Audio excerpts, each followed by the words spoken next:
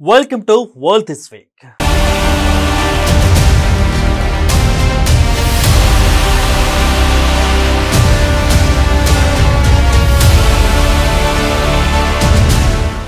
భారత్ శ్రీలంక మధ్య ఉన్న కచ్చతీవు దీవుల అంశంపై ప్రస్తుతం దేశంలో తీవ్ర చర్చ జరుగుతుంది. సార్వత్రిక ఎన్నికలకు ముందు ప్రధాని నరేంద్ర మోడీ లేవలెత్తిన ఈ వ్యవహారం ప్రస్తుతం దేశవ్యాప్తంగా సంచలనంగా మారింది. కాంగ్రెస్ పార్టీని ఉద్దేశించి ప్రధాని మోదీ తీవ్ర విమర్శలు గుప్పించగా అస్తంపాటి వాటిని తిప్పికొడుతుంది. ఈ క్రమంలో కచ్చతీవుల అంశం తీవ్ర చర్చకు దారితీస్తుంది. మరోవైపు కచ్చతీవులకు సంబంధించి శ్రీలంక మీ గూల మాకెందుకు, మాకేం తెలియదని కూల్గా కొట్టిపడేసింది. దేశంలో పొలిటికల్ హీట్ టాపిక్ గా కచ్చతీవు ద్వీపం. కాంగ్రెస్, డిఎంకే, బీజేపీ మధ్య మాటల యుద్ధం. కచ్చతీవులపై ఆర్టీఐ ద్వారా ఆరా తీసిన బీజేపీ. కాంగ్రెస్ వల్లే శ్రీలంకకు కచ్చతీవని వెళ్లిందని మోడీ ఆరోపణ. మోడీ ఆరోపణలు కొట్టిపడేసిన కాంగ్రెస్. కచ్చతీవుని తమదిగా చెప్పుకుంటున్న శ్రీలంక. లోక్సభ ఎన్నికలకు ముందు తమిళనాడులో కచ్చతీవు ద్వీపం పొలిటికల్ హాట్ టాపిక్ గా మారింది. కాంగ్రెస్, డిఎంకే, బీజేపీ మధ్య మాటల యుద్ధం నడుస్తుంది. 1974లో నాటి భారత ప్రధాని ఇందిరాగాంధీ కచ్చతీవుని శ్రీలంకకు అప్పనంగా అప్పగించారని నరేంద్ర మోడీ ఆరోపించారు. డిఎంకే కూడా కచ్చతీవుపై 2 నాల్కల ధోరణి పాటించిందంటూ ప్రధాని మోదీ విమర్శలు చేయడంతో ఆ అంశం ఇప్పుడు అందరి దృష్టిని ఆకర్షిస్తుంది. తమిళనాడులోని రామేశ్వరానికి 33 కిలోమీటర్ల దూరంలో, శ్రీలంకలోని జాఫ్నాకు 62 కిలోమీటర్ల దూరంలో హిందూ మహాసముద్రంలో కచ్చతీవు దీవి ఉంది. స్వతంత్రానికి ముందు ఈ దీవి బ్రిటిష్ పాలకుల పరిధిలోని మద్రాస్ ప్రెసిడెన్సీ ఆధీనంలో ఉండేది. స్వాతంత్రం తర్వాత భారత్, శ్రీలంక ఈ దీవి తమకే చెందుతుందని ప్రకటించుకున్నాయి. ఇక అప్పటి నుంచి 2 దేశాల మధ్య కచ్చతీవుపై వివాదం కొనసాగుతుంది.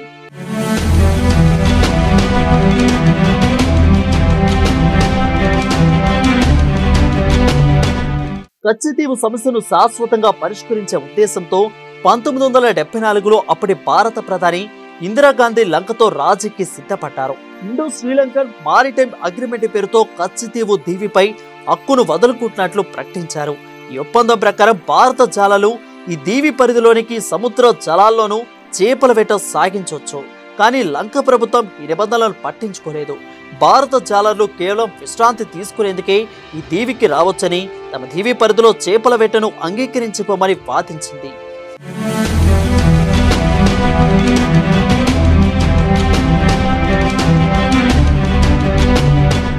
అంతకంటే ముందు పెద్దగా పట్టించుకుని శ్రీలంక 2009 నుంచి కచ్చతీవు దగ్గర బలగాలు మోహరించి దీవి దగ్గరకు వెళ్లే భారత జాలర్లను అరెస్ట్ చేస్తూ వచ్చింది. అప్పటి నుంచి ఈ దీవిని భారత్ తిరిగి స్వాధీనం చేసుకోవాలన్న డిమాండ్లు తమిళనాడు ప్రజల నుంచి వస్తున్నాయి. 2011లో నాటి తమిళనాడు సీఎం జయలలిత ఈ అంశంపై అసెంబ్లీలో తీర్మానం చేయడంతో పాటు సుప్రీంకోర్టులో పిటిషన్ వేశారు. రాజ్యాంగ సవరణ చేయకుండా ఈ దీవిని లంకకు అప్పగించడం చెల్లదని వాదించారు. అంతకంటే ముందు 2006లో నాటి డిఎంకే అధినేత కరుణానిధి ఈ అంశంపై నాటి ప్రధాని మన్మోహన్ కు లేఖ రాశారు. 2023లో తమిళనాడు ప్రస్తుత సీఎం కరుణానిధి కుమారుడు స్టాలిన్ సైతం ప్రధాని మోడీకి మరో లేఖను రాశారు.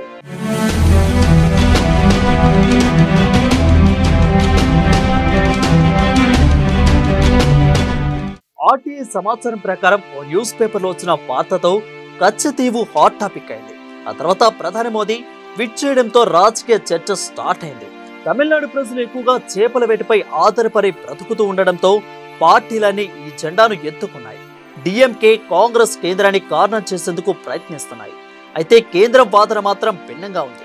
1974లో కచ్చతీవును కాంగ్రెస్ ప్రభుత్వం వదులుకుందని, 1976లో చేపల వేటపై కూడా హక్కులు వదులుకున్నారని వాదిస్తుంది కేంద్రం. అందుకు అన్ని ఆధారాలు ఉన్నాయని చెప్తున్నారు కేంద్ర మంత్రులు. కచ్చతీవు విషయంలో గతంలో ఏమీ జరగనట్లు కాంగ్రెస్, డిఎంకే చెప్తుండడం జోక్గా ఉంటుందంటున్నారు. 20 ఏళ్లలో వేల మంది మత్స్యకారులను, ఓట్లను శ్రీలంక తమ అదుపులోకి తీసుకుందని చెప్తుంది కేంద్రం. ఇక కచ్చతీవును తిరిగి స్వాధీనం చేసుకుంటారో లేదో తెలియదు, కానీ ఇప్పుడు మాత్రం రాజకీయ రగడ ఈ అంశం కారణమవుతుంది.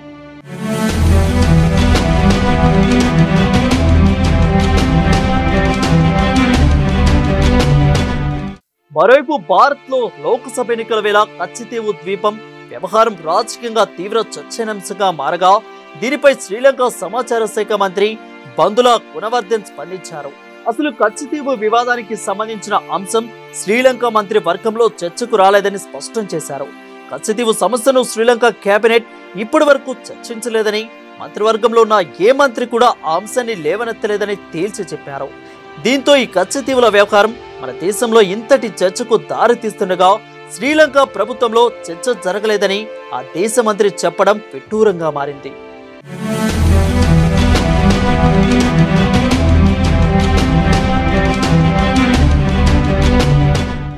అమెరికా అధ్యక్ష ఎన్నికలకు సమయం దగ్గర పడుతున్న వేళ ఆసక్తికరమైన విషయాలు తెరపైకి వస్తున్నాయి. తాజాగా ఓ సంస్థ నిర్వహించిన ఒపీనియన్ పోల్లో బైడెన్ కి షాక్ ఇచ్చేలా ప్రజల వాయిస్ వినిపిస్తుంది. కీలక రాష్ట్రాల్లో డెమోక్రటిక్ పార్టీ అభ్యర్థి జో బైడెన్ కంటే రిపబ్లిక్ అభ్యర్థి డొనాల్డ్ ట్రంప్ కే మద్దతు ఎక్కువ ఉన్నట్లు తెలిపింది. దీంతో ఆ విషయం ఇప్పుడు అగ్రరాజ్యంతో పాటు ప్రపంచవ్యాప్తంగా పలు దేశాల్లో చర్చనీయాంశమవుతుంది. అగ్రరాజ్యంలో బైడెన్ కు గడ్డు కాలం. మిలియన్ పోల్లో వెనుకబడ్డ బైడెన్. మిలియన్ పోల్లో ముందంజలో ట్రంప్. 7 రాష్ట్రాల్లో ఒపీనియన్ పోల్ సర్వే. 6 రాష్ట్రాల్లోని సర్వేలో ట్రంప్ కే మద్దతు. అగ్రరాజ్యం అమెరికా అధ్యక్ష ఎన్నికలు ఏడాది చివరన జరగనున్నాయి. ఎన్నికలో డెమోక్రాటిక్ పార్టీ అభ్యర్థిగా ప్రస్తుత అధ్యక్షులు జో బైడెన్, రిపబ్లికన్స్ పార్టీ అభ్యర్థిగా మాజీ అధ్యక్షులు డొనాల్డ్ ట్రంప్ మరోమారు తలపడనున్నారు. బరిలో నిలిచే అభ్యర్థులు ఖరారు కావడంతో ఎన్నికలో గెలిచేది ఎవరు అన్న అంచనాల్లో సర్వే సంస్థలు నిమగ్నమయ్యాయి. తాజాగా ఒక కీలక సంస్థ ఒపీనియన్ పోల్ నిర్వహించింది. అందులో ఆసక్తికర విషయాలు వెల్లడించింది. కీలక రాష్ట్రాల్లో ప్రస్తుత అధ్యక్షులు బైడెన్, రిపబ్లికన్ పార్టీ అభ్యర్థి ట్రంప్ కన్నా వెనుకబడ్డారు. 7 రాష్ట్రాల్లో ఒపీనియన్ పోల్ నిర్వహించగా 6 రాష్ట్రాల్లో ట్రంప్ కే మద్దతు ఎక్కువగా ఉన్నట్లు తేలింది.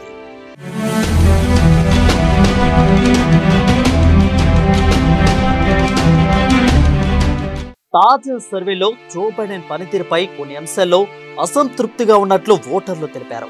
దేశ ఆర్థిక వ్యవస్థ, ఉపాధి కల్పన వంటి సమస్యల పరిష్కారంలో ఆయన సామర్థ్యంపై సందేహం వ్యక్తం చేసినట్లు ఒపీనియన్ పోల్లో తేలింది.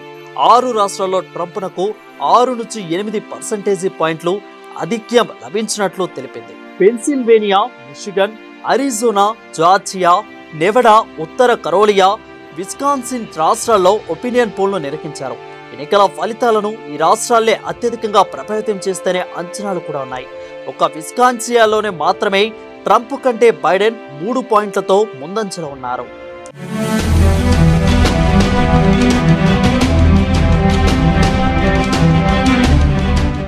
సర్వే జరిపిన అన్ని రాష్ట్రాల్లో బైడెన్ పనితీరుపై సంతృప్తి వ్యక్తం చేసిన వారి కంటే అసంతృప్తిగా ఉన్నవారే అధికంగా ఉండటం గమనార్హం. అదే ట్రంప్ విషయంలో మాత్రం ఆయన అధ్యక్షుడిగా ఉన్న సమయంలో పనితీరు బాగుందని 6 రాష్ట్రాల్లోని ఓటర్లు అభిప్రాయం వ్యక్తం చేశారు. ఒక అరిజోనాలో మాత్రమే ఆయనకు నెగిటివ్ మార్కులు వచ్చాయి. మరోవైపు ప్రధాన పోల్స్ ను నిరంతరం పర్యవేక్షించే రియల్ క్లియర్ పాలిటిక్స్ మాత్రం బైడెన్, ట్రంప్ మధ్య హోరాహోరీ పోటీ ఉండనుందని తెలిపింది. ప్రధాన పోల్స్ ను సగటు ఆధారంగా బైడెన్ కంటే ట్రంప్ 0.8% పాయింట్లతో ముందంజలో ఉన్నట్లు వెల్లడించింది.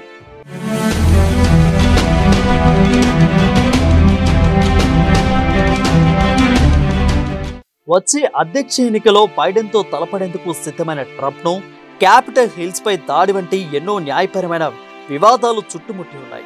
గత ఎన్నికల ఓటమి తర్వాత క్యాపిటల్ హిల్ ఘటనలో ఆయన పాత్రపై ఇప్పటికే కోర్టులో విచారణ కొనసాగుతుంది. అంతేకాకుండా రచయిత జీన్ కరోల్ పై లైంగిక ఆరోపణల కేసులో ఆయన ఇప్పటికే కోర్టుకు $98 మిలియన్ విలువ చేసే మొత్తాన్ని బాండు, నగదు రూపంలో సమర్పించారు. పులిట్జర్ పురస్కారం పొందిన పాత్రికేయులపై కేసు నమోదు చేసిన వ్యవహారంలో వారికి న్యాయపరమైన ఖర్చుల కింద కోర్టు ఆదేశాల మేరకు సుమారు $3.93 చెల్లించారు. బ్యాంకును మోసం చేశారన్న కేసులో $175 బిలియన్ బాండును కోర్టులో సమర్పించారు. మరోవైపు ఓ కంపెనీపై తప్పుడు కేసు విషయంలో బ్రిటిష్ కోర్టు ఆదేశాల మేరకు $3.82 లక్షల లీగల్ ఫీజుల కింద కట్టించాల్సిన పరిస్థితి ఏర్పడింది. భారత్లో సార్వత్రిక ఎన్నికల వేళ చైనా అవాంతరాలు సృష్టించే అవకాశం ఉందని మైక్రోసాఫ్ట్ హెచ్చరించింది. లోక్సభ ఎన్నికల వేళ ఎవరి హడావిడిలో వారుంటే సందట్లో సడిమి అన్నట్లుగా కృత్రిమ భేద సాయంతో ఎన్నికలను తమకు అనుకూలంగా మార్చుకునే అవకాశం ఉందని ఆందోళన వ్యక్తం చేసింది. భారత్ సహా అమెరికా, దక్షిణ కొరియా ఎన్నికల్లో చైనా జోక్యం చేసుకునే అవకాశం ఉన్నట్లు మైక్రోసాఫ్ట్ హెచ్చరించింది. 2024 జనరల్ ఎలక్షన్స్ పై కీలక విషయాలు బయటపెట్టిన మైక్రోసాఫ్ట్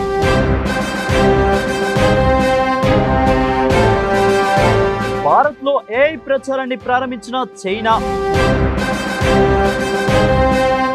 కొందరు రాజకీయ నేతల వాయిస్లతో ఫేక్ స్టేట్మెంట్, అమెరికా, దక్షిణ కొరియా ఎన్నికలను చైనా జోక్యం చేసుకునే ఛాన్స్,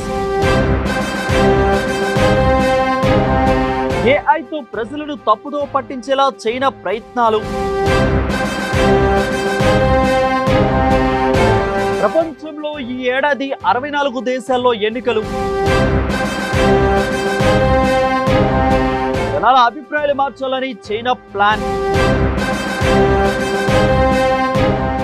భారత్ లో జరిగే సార్వత్రిక ఎన్నికల్లో చైనా జోక్యం చేసుకునే ప్రమాదం ఉందని మైక్రోసాఫ్ట్ సంస్థ హెచ్చరించింది. చైనాకు చెందిన హ్యాకర్లు ఆర్టిఫిషియల్ ఇంటెలిజెన్స్ ద్వారా ఎన్నికలపై ప్రభావం చూపబోతున్నారని, దానికి సంబంధించి తైవాన్ అధ్యక్ష ఎన్నికల్లో ట్రయల్ రన్ కూడా చేసినట్లు మైక్రోసాఫ్ట్ వార్నింగ్ ఇచ్చింది.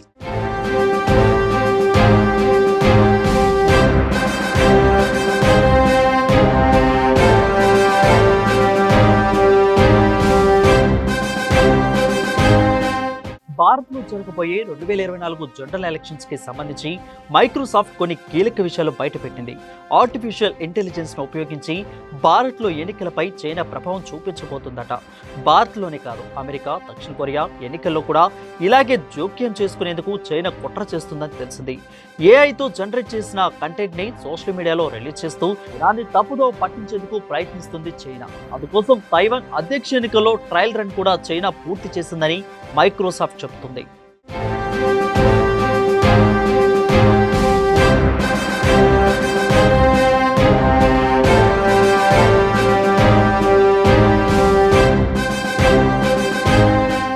ఈ ఏడాది ప్రపంచంలో 64 దేశాల్లో ఎన్నికలు జరగబోతున్నాయి. అంటే ప్రపంచ జనాభాలో 49 దేశాల్లో ఎలక్షన్ జరుగుతున్నాయి. ఎన్నికల ముందే ప్రపంచంలో సగం మంది జనాభా అభిప్రాయాలను మార్చాలని, తమకు అనుకూలంగా ఉన్న నేతలకు వాళ్ళని షిఫ్ట్ చేయాలని చైనా ప్లాన్ చేస్తుంది. చైనాకు చెందిన కొన్ని హ్యాకింగ్ గ్రూపులు ఈ పనిలో బిజీగా ఉన్నట్లు మైక్రోసాఫ్ట్ ఇంటెలిజెన్స్ టీమ్ హెచ్చరిస్తున్నాయి. ఈ గ్రూప్స్ కి ఉత్తర కొరియాలోని కొన్ని టీమ్స్ కూడా సపోర్ట్ చేస్తున్నాయి. తమ దేశానికి అనుకూలంగా ఎలక్షన్ క్యాంపెయిన్ ను మార్చడానికి సోషల్ మీడియాలో పెద్ద ఎత్తున చైనా ప్రచారం చేయబోతుంది. అమెరికాలో ఏడాది అధ్యక్ష ఎన్నికలు ఉండడంతో అక్కడ ఇప్పటికే క్యాంపెయిన్ మొదలైంది కూడా. భారత్ లో కూడా ఏఐ ప్రచారాన్ని చైనా ప్రారంభించినట్టు మైక్రోసాఫ్ట్ తెలిపింది.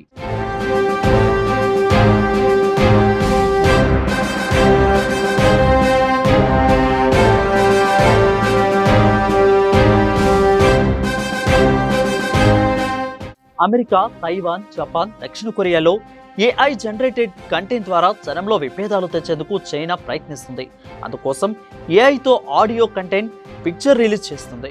ప్రతి దేశంలో ఉండే స్థానిక సమస్యలు, వివిధ దేశాల మధ్య ఉండే ఉద్రిక్తతలను రెచ్చగొట్టేందుకు ప్రయత్నిస్తుంది dragon country. Third party technology సంస్థలను వినియోగించుకుంటూ ఏఐ న్యూస్ యాంకర్స్ ద్వారా తప్పుడు వార్తలను ప్రచారం చేయిస్తుంది. కొందరు రాజకీయ నేతల వాయిస్లతో ఫేక్ స్టేట్మెంట్ ఆడియోలను సర్క్యులేట్ చేస్తుంది.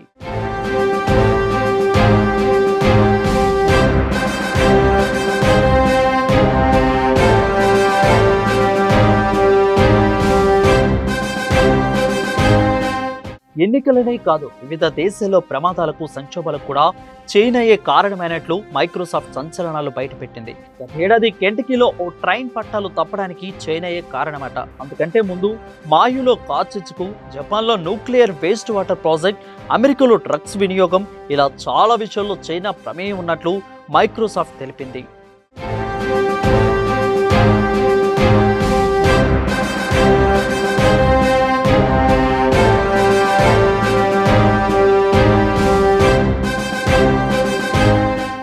అమెరికా అండదండలతో యుద్ధోన్మాదంతో ఊగిపోతూ గాజా పరిసర ప్రాంతాలపై ఇజ్రాయెల్ చేపట్టిన అమానవీయ దాడులు మొదలై 6 నెలలు పూర్తయింది.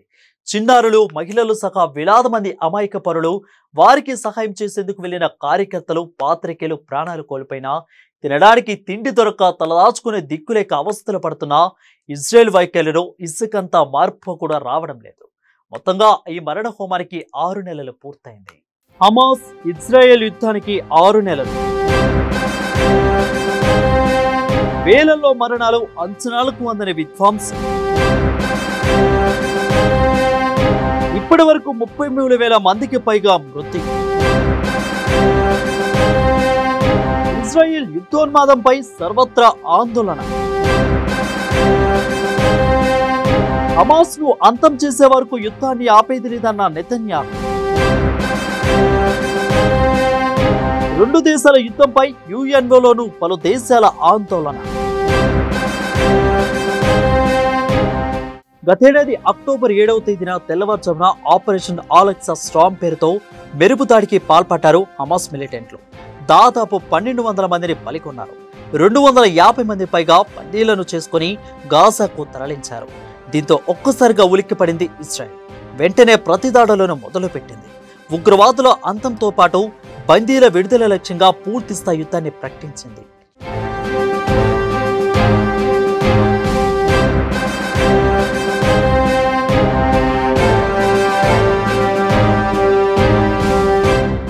అయితే ఇప్పటి వరకు 109 మంది బందీలు సురక్షితంగా విడుదలయ్యారు. 3 సైన్యం నేరుగా కాపాడింది. 36 మంది వరకు బందీలు చనిపోయి ఉండొచ్చని ఇజ్రాయెల్ భావిస్తుంది. ఇజ్రాయెల్ వైమానిక దాడుల్లో చాలా మంది ప్రాణాలు కోల్పోయారని హమాస్ చెబుతుంది. మరోవైపు తమ వారిని విడిపించాల్సిందిగా ప్రధాని నెతన్యాహుపై బాధితుల కుటుంబీకులు, పౌరుల నుంచి ఒత్తిడి పెరుగుతుంది.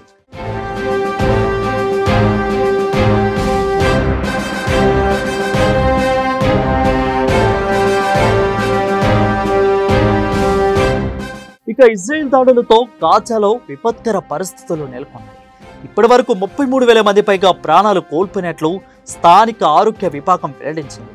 మృతుల్లో 70% మంది మహిళలు, చిన్నారులే ఉన్నారని పేర్కొంది. ఐక్యరాజ్య సమితి వివరాల ప్రకారం దాదాపు 17 లక్షల మంది పైగా నిరాశ్రులయ్యారు. స్థానికంగా 56% పైగా భవనాలు ధ్వంసమయ్యాయి.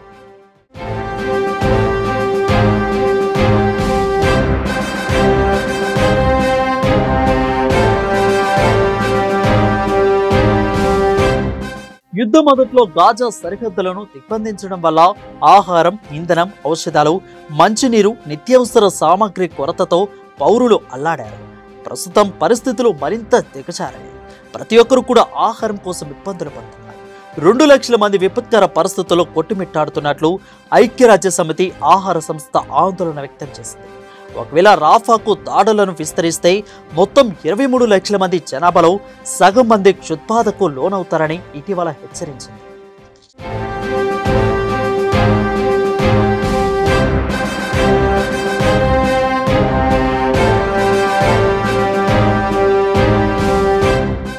అయితే దాడులను వెంటనే ఆపాలని ఇజ్రాయెల్ను అనేక దేశాలు డిమాండ్ చేస్తున్నాయి. గాజాలో కాల్పుల విరమణ పాటించాలని ఐక్యరాజ్య సమితి భద్రతా మండలి, మానవ హక్కుల మండలిలు తీర్మానం రూపంలో గొంతు ఎత్తాయి.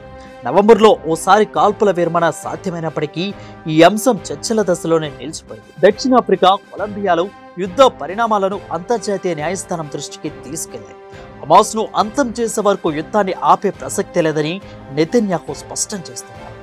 విదేశ పరిష్కారాన్ని వ్యతిరేకిస్తున్న ఆయన తీరుపై మిత్రదేశం అమెరికా సైతం పలుమార్లు అసంతృప్తి వ్యక్తం చేసింది.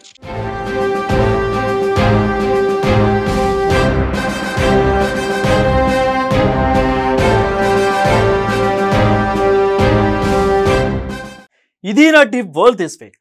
మరొక వారంలో కొత్త అంశాలతో మళ్ళీ కలుసుకుందాం. Until then signing off Varun.